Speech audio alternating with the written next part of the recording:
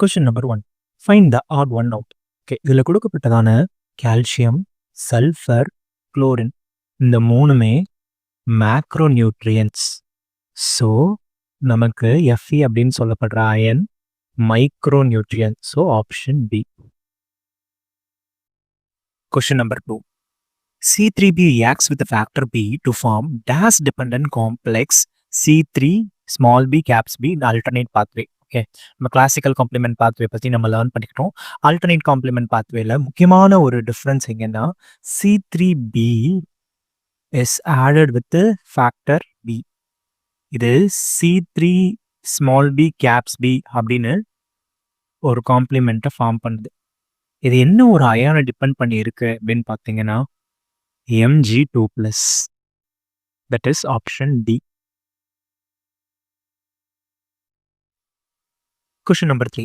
Apparent of dash is one of the most commonest site for acute osteomyelitis. Okay, osteomyelitis is nothing but bone infection. Okay, bone infection that may be due to fungi or bacteria. அந்த bacteria அந்த fungal infection டிபியாவோட ஹெட்ல தான் ஜாஸ்தியா ஏற்பட possibilities இருக்கு. இப்படி டிபியால ஏற்படுறதுனால நீ பாதிக்கப்படுமா அப்படின்னு கேட்டா no, because knee joint is protected by capsule. So option B. Question number 4. ஐயன் தெரிபாகிய குற்றமின்றி டேஸ் நினைந்து குற்றமற அறிவதாகும். ஓகே, அந்த குற்றமில்லாத ஒரு தன்மையை வந்து ரொம்ப இன்சிஸ்ட் பண்ணி சொல்றாங்க. ஓகே, குற்றமில்லாத தன்மை எதுக்கு வரும்னா சவிகற்பம். ஓகே, இதுக்கு ஆப்போசிட்டா இருக்கிறது யாரு அப்படின்னு பார்த்தீங்கன்னா நிறுவி கற்பம். Okay, this one is blameless. Okay, குற்றமில்லாதது.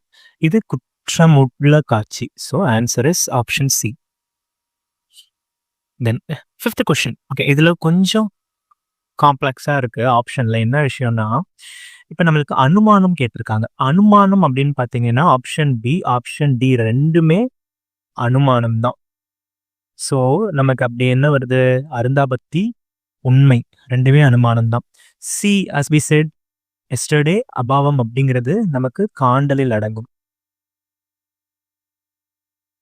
ஐதீகம் அப்படின்னு சொல்லப்படுற ஏ ஆப்ஷன் நமக்கு உரையில் அடங்கும். ஸோ நமக்கு கேட்டிருக்கிறது அனுமானம் தான். ஸோ ஆப்ஷன் பியும் போடலாம், ஆப்ஷன் டியும் போடலாம்.